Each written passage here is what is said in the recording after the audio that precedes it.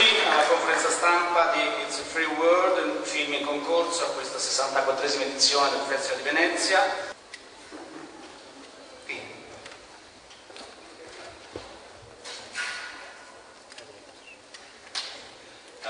I'm not very good with technology, so forgive me. Well, of the two types of film, I hope it's the type of film you like, really, of the two.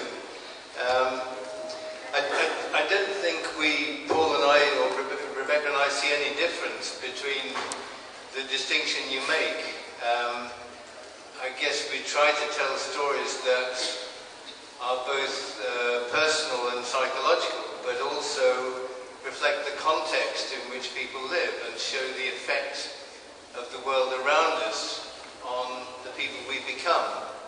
So I think that's true whether the story is set in the past against a war, or whether the story is set in the present against the kind of society that we're creating. I think we're not becoming more pessimistic either, but I hope we're realistic, because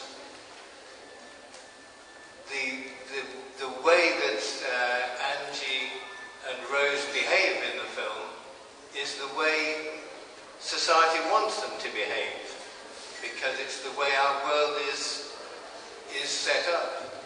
That this is the way the world works, that you have to screw your neighbour, not support them, but work against them.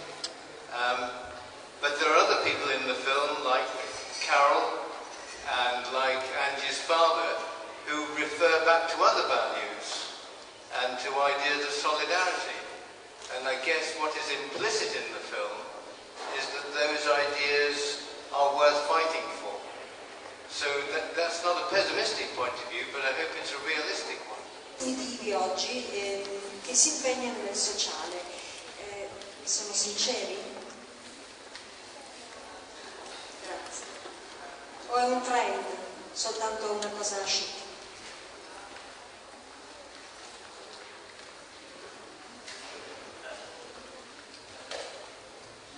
What a strange question. I've no reason to doubt anybody's commitments. So I think you must evaluate that for yourself. But for me, I've no reason to doubt anybody's commitment. Hello, funny. Can I just add to getting our celebrity culture and how the accumulation of wealth is worshipped? In the grand scale of things, I haven't done a statistical examination of this, but it doesn't look like they're falling over themselves to give away all their money, really, does it? I mean, so I don't know the question. I think it's a very funny question, really. Well, clearly, it's bad both for our countries and the countries where people are leaving who are in the prime of their life and in the prime of their working life, and are leaving and leaving those countries without their talents. So it makes difficulties for everybody. I mean, as to the effect of the films, I don't know. I think it's only a film, you know. It's not a political movement, it's not an organisation. It can just leave a few questions with people. So we shouldn't get an exaggerated sense of our own importance. But if we can just leave some questions, some thoughts, you know, raise some different ideas, because there is a consensus, or an established consensus in our country, and I guess it's the same here, that this is progress. And that this is the way things always have to be, and that there is no alternative. And of course there is an alternative, and we can arrange things differently. And so it's very important that we don't let them get away with the idea that this is some force of nature that means that some people have to be exploited and other people have to be supremely rich.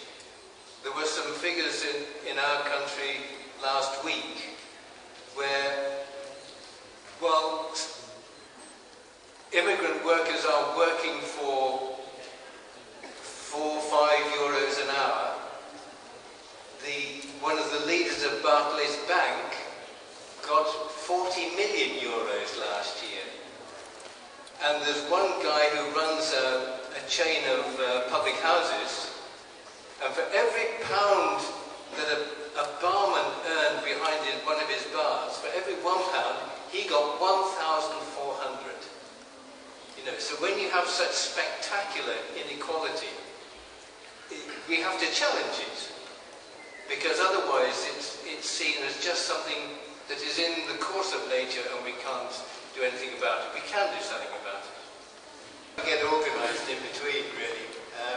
I think that the serious point about that is the situation is dynamic. It's not set in stone. It's a struggle. It can go one way, it can go the other. So it's up to you what story we tell next. What I think,